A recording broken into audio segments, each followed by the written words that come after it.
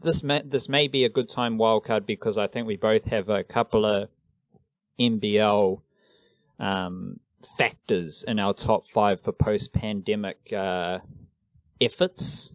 So this will flow into that top 5 post-pandemic efforts.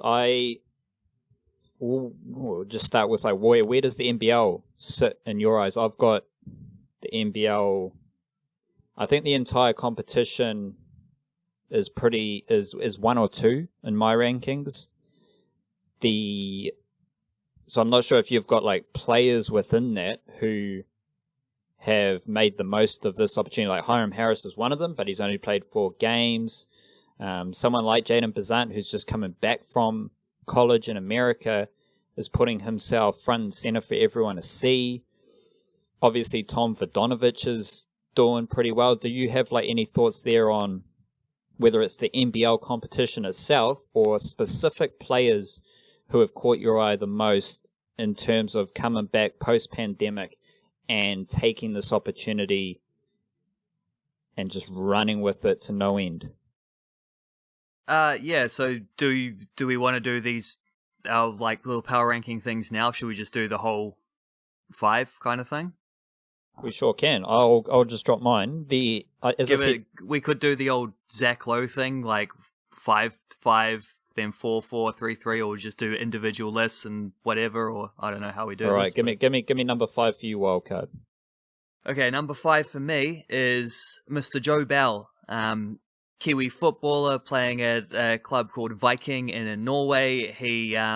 This is, I think, with most of these, there's 1, maybe 2 where you might say the pandemic had some sort of impact. Mostly I'm just saying these are sort of things that I think were inevitable either way. These kind of post-pandemic rises, they were delayed because of the pandemic, but they would have happened one way or another. Joe Bell is an outstanding footballer, going to be at the heart of the All Whites midfield for the next decade and beyond, hopefully. Really has a chance at playing at quite a big club as well down the line. He's starting off his professional career in Norway on the bench first couple games. Does nice enough. Team's struggling. They put him in. He's been played every minute since then of the last 3 or 4 games. He's set up at least 1 goal. Could have set up a couple more if his fellas were a little better at finishing. He's come close to scoring once or twice. He's winning a lot of fans in Norway. It's not the highest level that a Kiwi footballer is playing at, but it's pretty bloody high for a first professional contract. I think he's done excellently so far. I think he's going to go on to incredible things. I love watching him play football. Sounds like they love watching him play football in Norway as well. So I've got him at number 5. Rightio. Shout out Joe Bell. My number 5 is Eugene Beerman. Nice. And yeah, nice. He is number 5 because Dan Hooker lost the fight. And the Alex Volkanovski fight hasn't happened yet. So I can't put Eugene Beerman higher because he hasn't got the result that would take him higher. But the simple fact that Eugene Beerman went to Las Vegas, cornered Dan Hooker, and then went straight from Las Vegas to the United Arab Emirates, where he's now going to corner Alex Volkanovski. Dan Hooker fought Dustin Poirier, and that's a top 5 matchup. And now Volkanovski is defending his title bout in a rematch against Max Holloway.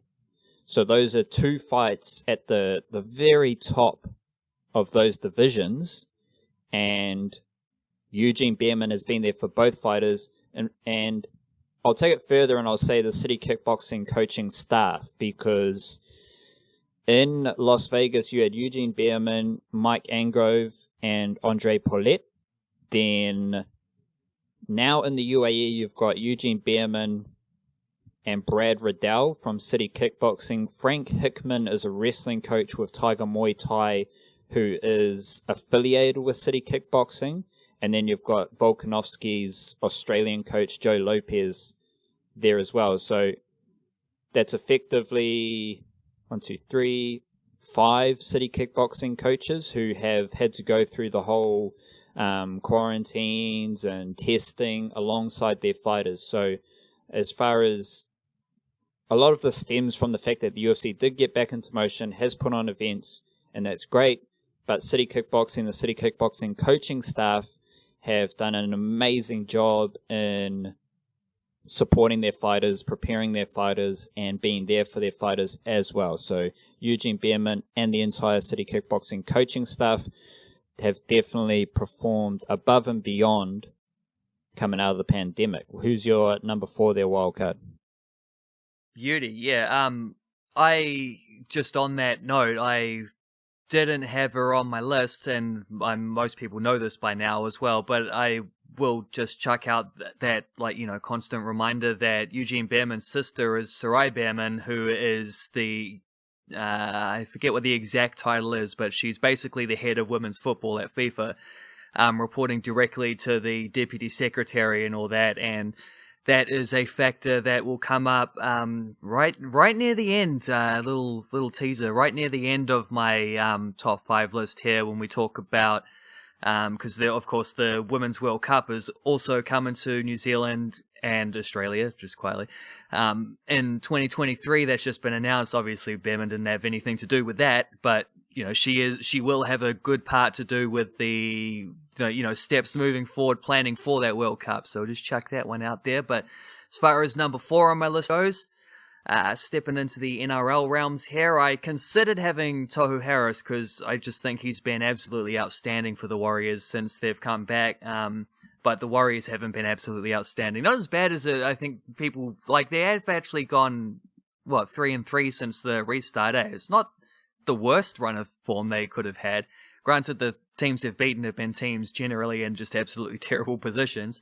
It was the Dragons at rock bottom, the Broncos at rock bottom, who was the other team? The Cowboys, when Taumalolo was playing half injured. So, grain of salt and all that, and that's why I didn't include Harris. Instead, I've chucked out Dylan Brown, who, starting every week, playing outstandingly well. Every time I watch him play, he impresses. For the Parramatta Eels, top of the table at the on the NRL as it currently stands. Little bit of question marks as to whether I think they can legitimately, I think they're in with a shot at winning the championship. I wouldn't go betting on it or anything because I think you just got to, with those, we all know the playoffs are a little bit of a different game than the regular season. And you sort of fall back on the teams with the experience, the Roosters, the Storm, etc. when it comes to those sort of right in the swimming in the deep waters and whatever. But the Eels have been really good. Dylan Brown's been outstanding. He's obviously going to be a superstar for the Kiwis down the line as well, and he's a Northlander, so I've got him at number 4. Pick it up, Dylan Brown. Definitely. I've just spent the last week thinking about the Aotearoa Kiwis, and I'm going to write about this at some stage, but there's a young wave coming through, and I've talked a lot about the golden era of Kiwi football, Wildcard. I think rugby league may be approaching that with the Kiwis, considering the young talent. Dylan Brown's a certified almost superstar, and him and Sean Johnson in the halves for the Kiwis could be rather crazy, along with forward tantalizing. Those two playing behind Brandon Smith, Nelson Asafa Solomona, James Fisher Harris, Braden Hamlin Yoeli, Marata Niokori. Woo-wee. My number 4 of gone into your Terry, I've got Abby Ursig. North Carolina have won their first 3 games coming back from the pandemic in the, what was it again, Wildcard? The NWUSL? The NWSL Challenge Cup. Rightio, shout out to that. Abby Ursig, 3 from 3. She's captain of that team, am I correct, Wildcard? Certainly are. She also scored the winning goal in their last game, too. There we have it, even deeper. Now, they are the only team who has won 2 games. They've won all 3. Second is the Houston Dash. They've had a win and a draw. So they've only played the 2 games, but they haven't got 2 wins. The only team with 2 wins is the North Carolina Courage, and Abby Ursig captains that fucking team. So shout out to Abby Ursig, doing massive things over in the USA. I imagine she's somewhere in your top 5, Wildcard. Yeah, she is. You'll hear her name again in a few minutes as well. Right, yeah. Well, you can slide into number 3 territory here. Certainly can. Number 3, I don't really have anything to say about this, no explanations or whatever, because I don't care enough about rugby to do that, but I've got the Auckland Blues. Very interesting. Very interesting that you chose the Auckland Blues, because I went a step further. Same spot, number 3. I've gone a bit more specific, and I am going with Hoskins Sotutu, who has just exploded in Super Rugby Aotearoa. The Blues have been very good, and that is largely due to Hoskins Sotutu playing in that forward pack and thinking, like, I'm not sitting here giving Super Rugby too much thought, but when I am watching a bit of Super Rugby, when I am thinking about like rugby in Aotearoa, I am struggling to think of a player who has had such an impact coming out of the pandemic as Hoskins Sotutu, and like it's undeniable stocks up for Sotutu. You would have to agree they're wildcard. Absolutely. It's going to be real awkward when he starts playing for England, eh? Is he going to play for England? Probably not. Apparently he's eligible through his mother, though. He can also play for Fiji, obviously, and then there's that big old black jersey waiting for him sooner rather than later if he wishes, I would imagine as well. I mean, was he much of a, I was going to say known name, but he is a, like his name is known, a bit of, heritage and all that, but like, was he a player on the radar before the thing before the pandemic in the same way? Because he really does seem to be one who sort of like has just, I don't know, I don't follow rugby closely enough to be aware of these things, but he does seem like a dude who's just like emerged fully formed since the pandemic. Well, he's been keeping Akira Ioane out of the team for a while, and I think he was doing that prior to the pandemic as well. There is a video, I think, somewhere of him playing on the wing for Sacred Heart, which I'll just have a quick squiz and see if that's true. I'm not too in tune with like where he would, like, obviously in the same way that I know all the Kiwi Rugby League prospects who aren't playing NRL. I'm sure some rugby heads out there knew Hoskins Sotutu before he played Super Rugby, and obviously would have believed that he was going to be a massive factor. But yeah, just he's everywhere. He's everywhere for the Blues, and he is... I can't imagine anyone thought he would have this impact in Super Rugby. Just being one of the most dynamic, mobile, loose forwards in the competition and impacting. Like, it's one thing to be like a, no disrespect to Jason Taumalolo, but it's one thing to be a Jason Taumalolo putting up massive numbers when your team is losing a fair bit.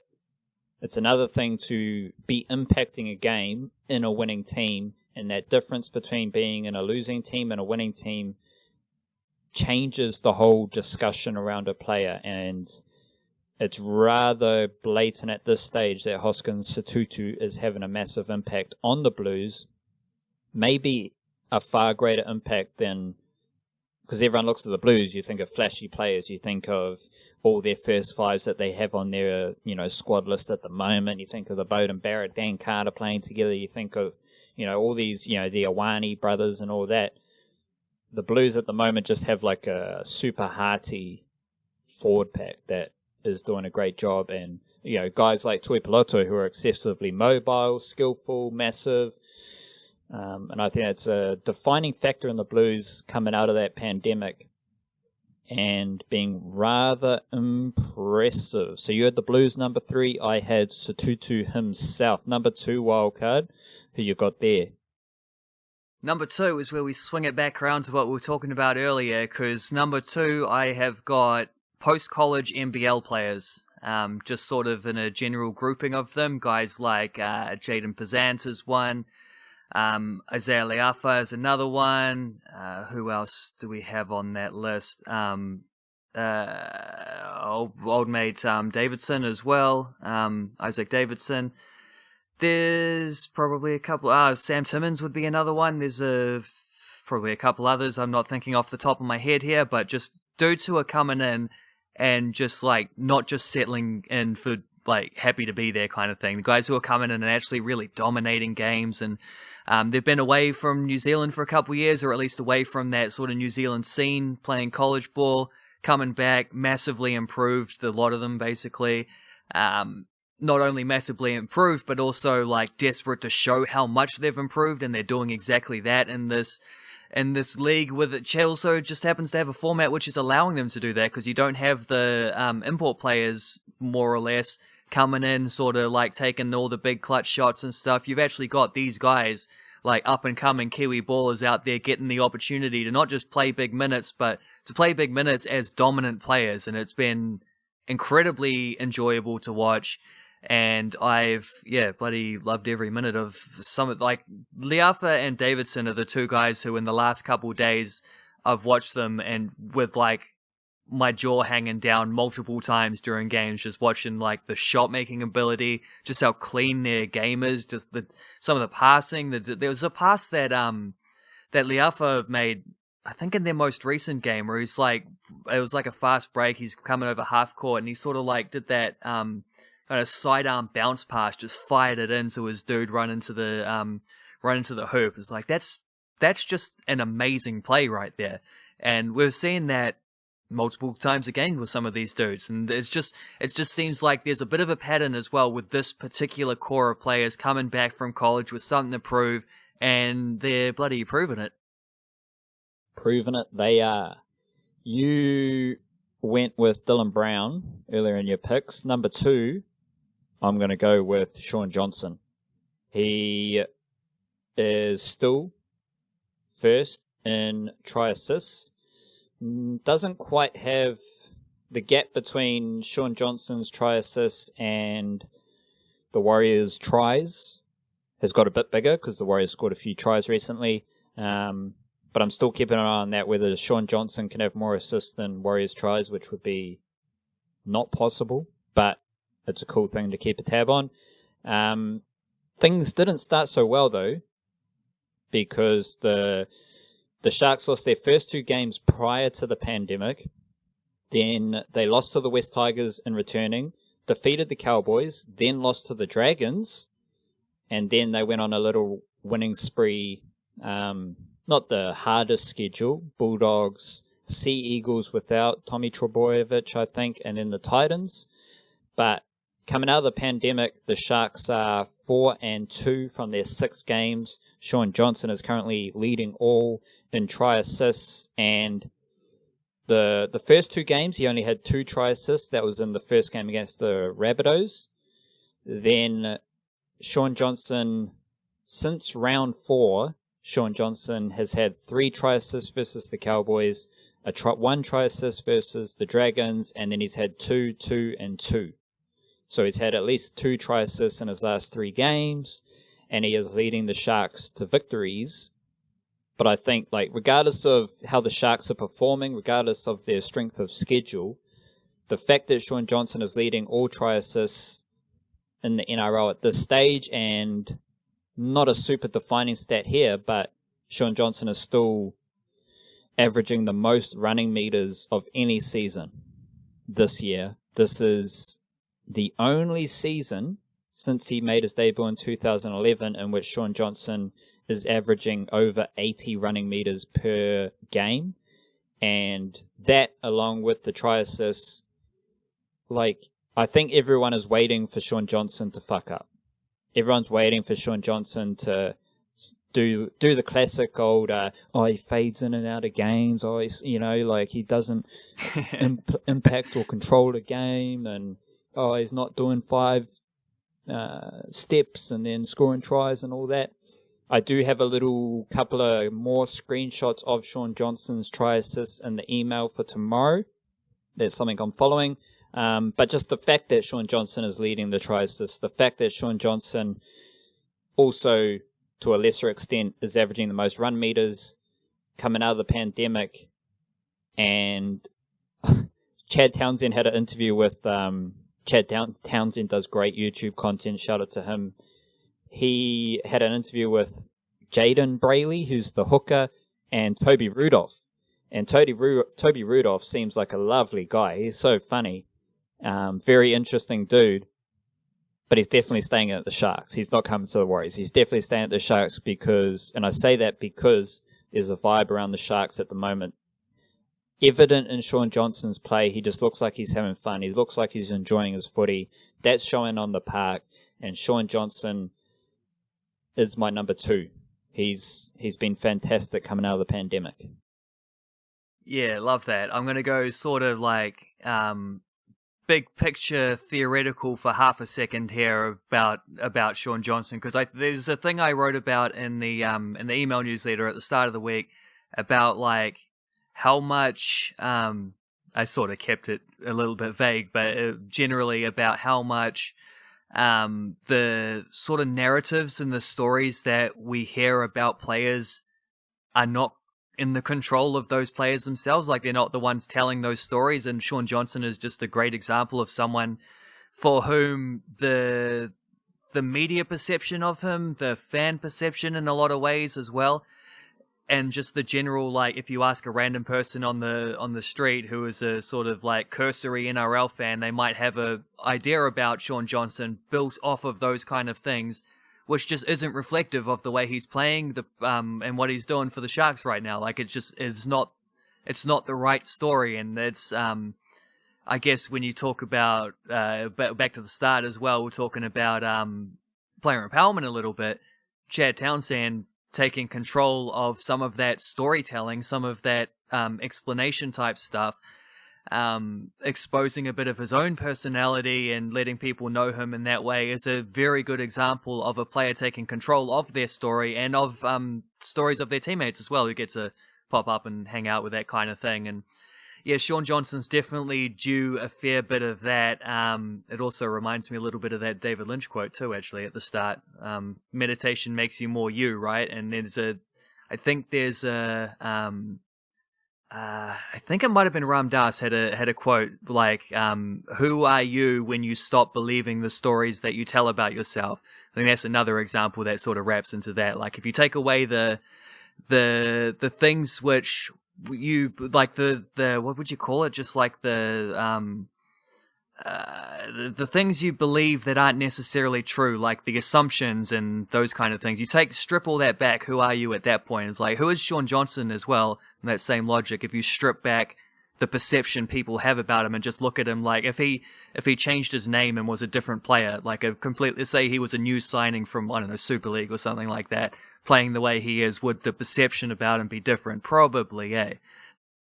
Sean Johnson actually has his own vlogs as well, so obviously beautiful. He's close with Chad Townsend. People forget they played together at the Warriors, so they already have a relationship. They're already friends. They know each other's games pretty well. So that's scope for improvement with the Sharks. Like, things can get better for their combination as well. But everything you said about Chad Townsend there also applies to Sean Johnson, because Sean Johnson has taken on a lot of that influence from Chad Townsend, and he's doing his own vlogs and he's controlling his narrative as well, which is very interesting. Who is Did you drop your number 2, or are you up to your number 1 now? Yeah, number 2 was post-college NBL players. So Joe Bell, Dylan Brown, Auckland Blues, post-college. And numero uno is, I mean, you can piece this one together based on hints already. It's Abby Erceg. Abby Erceg, who we already talked about a little bit, just playing absolutely outstandingly for the best team in the American women's football competition. Some of the sort of traditional rivals that they've had, Portland, for example, Chicago, haven't looked quite as good in this little sort of mini tournament thing that they're doing. They just haven't looked as sharp as they have been. So it kind of feels like North Carolina, who've just picked up where they left off, have, if anything, expanded the gap between themselves and the chasing pack. Abby Erceg, massive part of that. The reason I had her at number 1, because this is all just stuff she does every week. Like, she's always dominating for that team, always being an incredible leader and all that. The reason I've nudged her up to number 1 as well is because it's also representative of what I think is probably the biggest bit of like sports news that's happened in New Zealand, which is getting the co-hosting rights to the 2023 Women's World Cup. And I wrote a little bit about that yesterday as well, just really like trying to hammer home the fact that this is a very, very, very big deal. It's an enormous tournament, and it is going to be co-hosted in New Zealand and Australia. And I think all Kiwi women's football is going to benefit from that in some way, from the, 4-year-olds playing for the very first time all the way up to, ex-players who suddenly their legacies look a little bit, get a little bit more context around them and stuff like that. Like just all points in between. And so I've also decided to put Abby Erceg, just nudge her up to first, because of the excellent play that she brings out every game for North Carolina and whatever, but also as a representative of the wider Kiwi female football scene. Or chuck it to you for number 1 as well. But I will say I also did a bottom 5 if you want to hear that afterwards, just sneakily while I was trying to figure these out. But let's go your number 1 first. My number 1 is the NBL, but more specifically Tom Vodanovic. He is currently 3rd in points and 3rd in total rebounds averages there. But it's also just like I just enjoy watching him play. As you said, he shoots the 3-pointer pretty well. Aotearoa is the land of, it's kind of power forward or guard. Those are the 2 positions you play in New Zealand basketball. Like you don't have the massive center, and all the power forwards that we have are like NBA wing size. So it's a bit of a, like, I can just imagine, NBA kind of people coming here and just looking at the bodies and shit like that and just being like, what the fuck's going on here? But it is Aotearoa, and, we got our ways of operation, we got our ways of doing stuff. And I think Tom Vodanovic sums that all up nicely. He's a pretty big lad. He's a bit rugged, bit ruthless, but he has skills. Just check do you know his assists there? He's not in the top 10 for average assists, but he can pass it, right, Wildcard? He certainly can. His average assists, he's getting 2.7 per game. But the game last night, I think he was only 1 assist shy of a triple-double. So he certainly can pass the ball if he needs to. I wouldn't say it's the skill set that stands out for him, but it's certainly, like, not one of them ones you want to sleep on with a fellow like Vodanovic. And then on top of that, the reason, it's kind of crazy for me to single out Tom Vodanovic as my number 1 in that NBL bubble, but the reason I have him number 1 is because his performances in the NBL and his presence in the NBL then led me to thinking about some Tall Black stuff and thinking about, possible lineups that you could see for the Tall Blacks. And I think Tom Vodanovic is going to be a key instrumental figure in Tall Blacks basketball moving forward. And when you start to think about the players who can fit around a player like Tom Vodanovic, as you said, he shoots the 3-pointer well, but he's a big dude, so you're stretching the floor there. And you're creating space for maybe a player like Steven Adams, or you're, helping all the veteran guys who aren't involved in the NBL right now. Obviously, Steven Adams' thought is a long shot, but just the thought of it was pretty exciting. But there's a lot of Tall Blacks who aren't playing in the NBL right now. And just thinking about how Tom Vodanovic fits into a Tall Blacks team and the talent around him, I think, as far as like boosting your stocks up and bumping your stocks up in your sports and your reputation, your mana, I think Tom Vodanovic has done a fantastic job during the NBL.